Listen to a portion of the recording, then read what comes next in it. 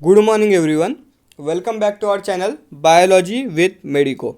सो इस सेशन में हम लोग देखेंगे मेल रिप्रोडक्टिव सिस्टम। ऐसे कल एक छोटा सा सेशन हुआ था, उसमें हम लोग ने सीखा फीमेल रिप्रोडक्टिव सिस्टम। जिसने वो वीडियो नहीं देखा है वो कृपया डिस्क्रिप्शन में जाके वो लिंक चेक कर ले और जल्दी से वो भी वीडियो देख ले। 10 मिनट में आपको पूरा फीमेल रिप्रोडक्टिव सिस्टम भी समझ आ जाएगा। सो गाइज आगे बढ़ते, चलो पहला से स्टार्ट करते हैं। The male reproductive system is located in the pelvis region. The male reproductive system जो होता है वो pelvis region में located है. It includes the pair of testes, accessory ducts, glands and the external genitalia. It includes testes, accessory ducts, glands and external genitalia.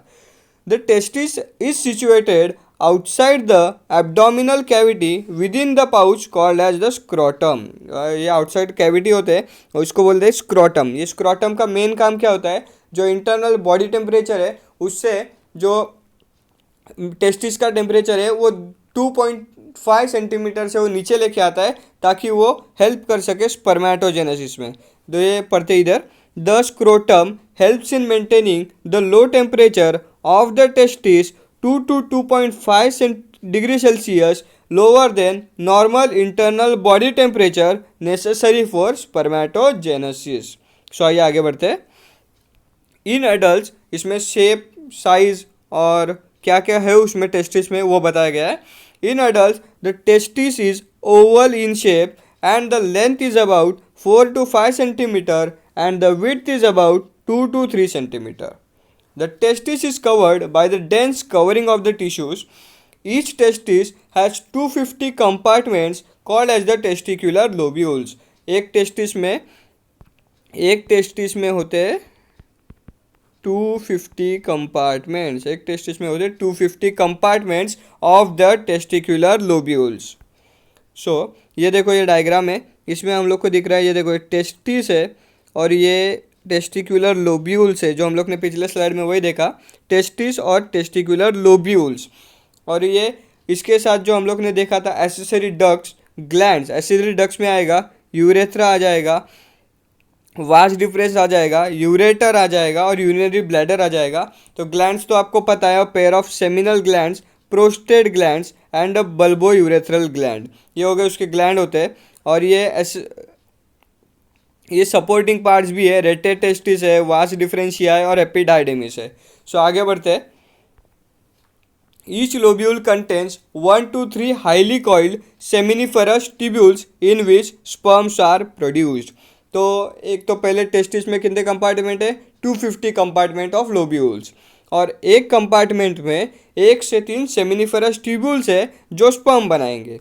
So the seminiferous tubule is lined to it inside by the two cells, male germ cells and the Sertoli cells.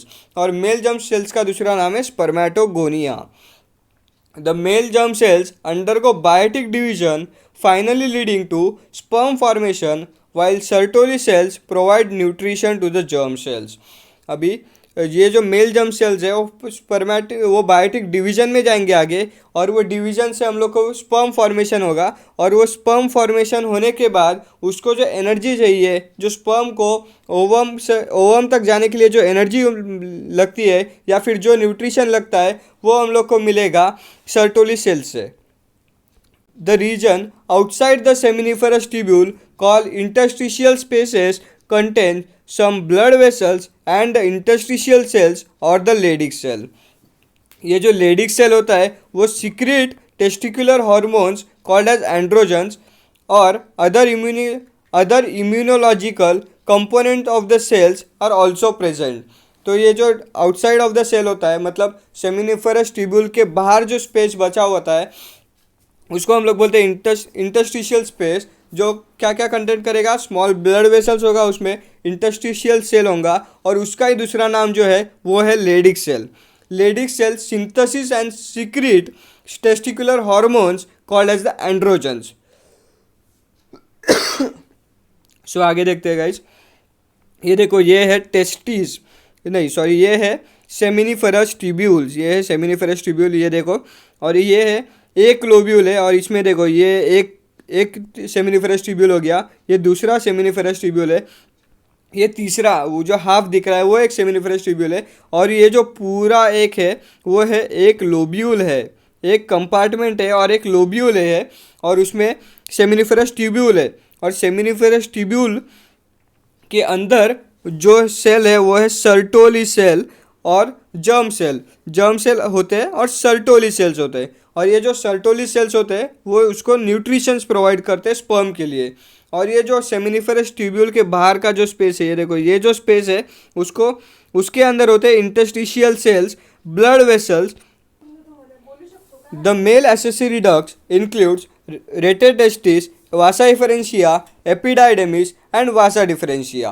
The seminiferous tubules of the testis open into vasa efferentia through rete testis. Or the vasa efferentia leave the testis and open into epididymis located on the posterior surface of each testis. The epididymis leads to vasa differentia that ascends to the abdomen and loop over the urinary bladder. So ये जो path दिया हुआ है ये sperm flow का path है, वो अगले वीडियो में भी हम देखेंगे। उसके साथ हम लोग गैमेटोजेनेसिस पढ़ेंगे गाइस। सो पहले इसमें इतना ध्यान रखो कि एसेसरी डक्ट जो है वो क्या क्या इंक्लूड करता है, और वो डायग्राम में देखते हैं। चलो आइए पीछे पीछे डायग्राम देखा था। सो ये देखो ये एसेसरी ऑर्गन्स है। सो उसके अंदर आया रेटे टेस्टिस, वासा एफरेंशिया, एपिडाइडेमिस और वासा डिफरेंशिया। सो ये जो रेटे टेस्टिस है वो चालू हो रहा है देखो इधर से, और ये टेस्टिस जो है उसका पोस्टीरियर बॉर्डर है, उधर से शुरू होके ये रेटे टेस्टिस वासा एफरेंशिया में जा रहा है थ्रू रेटे टेस्टिस, और फिर उधर से वो जा रहा है वासा डिफरेंशिया में और एपिडाइडेमिस में, और फिर वो एब्डोमिनल कैविटी से होकर यूरेटर के पास, ये अपना यूरेटर के पास एक एब्डोमिनल कैविटी के पास स्पर्म स्टोरेज के लिए फंक्शन करेगा। सो आगे बढ़ते हैं, नेक्स्ट स्लाइड में डायग्राम देख लिया, अभी ये देखते हैं। It receives a duct of seminal vesicle and opens into the urethra as a ejaculatory duct. तो ये सेमिनल वेसिकल में जाएगा और उधर से ये यूरेथ्रा से होकर इजैकुलेटरी डक्ट में जाएगा। ये जो इजैकुलेटरी डक्ट है उसका काम है storage and transport of sperms from the testis to the outside through urethra. और urethra is the common opening जिधर से हम लोग का यूरिन भी पास हो रहा है और जिधर से हम लोग का स्पर्म भी पास हो रहा है। तो ये जो इजैकुलेटरी डक्ट है उसका मेन काम क्या है? Storage and transport of sperms. ये याद रख लेना, storage and transport of sperm is the main function of the ejaculatory duct. The urethra originates from the urinary bladder and extends through the penis to its external, and the opening is called as urethral meatus.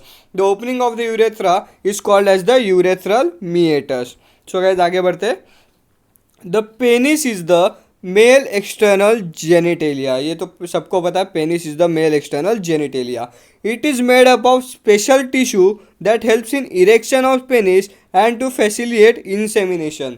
So erection of penis normally coitus के time पे काम आता है, और उसको हम लोग sexual intercourse भी बोलते हैं। और उसी के साथ ये जो स्पेशल टिश्यूज़ होते हैं या ब्लड वेसल्स होते हैं वो इरेक्शन में भी काम आते हैं और इंसेमिनेशन में भी काम आते हैं।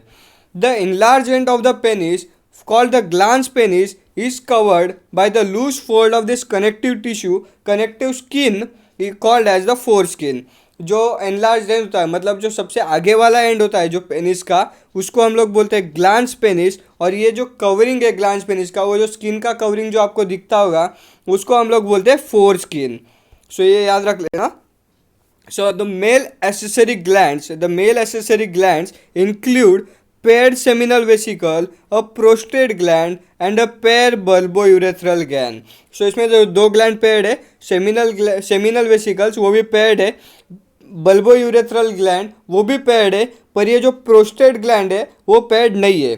Secretion of these glands constitute the seminal plasma which is rich in fructose, calcium and certain enzymes. तो इसमें देखो आपको मिला फ्रुक्टोज जो मेन एंजाइम है, मेन है सेमिनल प्लाज्मा में प्रेजेंट होता है। सो जब भी आप कभी देखोगे केस, जब भी रेप का केस होता है तभी मेनली फ्रुक्टोज चेक किया जाता है फीमेल वजाइना में, उससे पता चल जाता है कि रेप किसने किया है। सो ये बाद में आपको याद करना है, अभी इसकी कोई ज़रूरत नहीं है। The secretion of bulbourethral gland also helps in lubrication of the penis, मतलब लुब्रिकेशन ऑफ द पेनिस के लिए बल्बोयूरिथ्रल ग्लैंड का सिक्रीशन बहुत ज़्यादा काम आता है। सो ये जो डायग्राम है, चलो इसमें देख लो, ये रहा, इधर बल्बोयूरेथ्रल ग्लैंड दिखेगा आपको।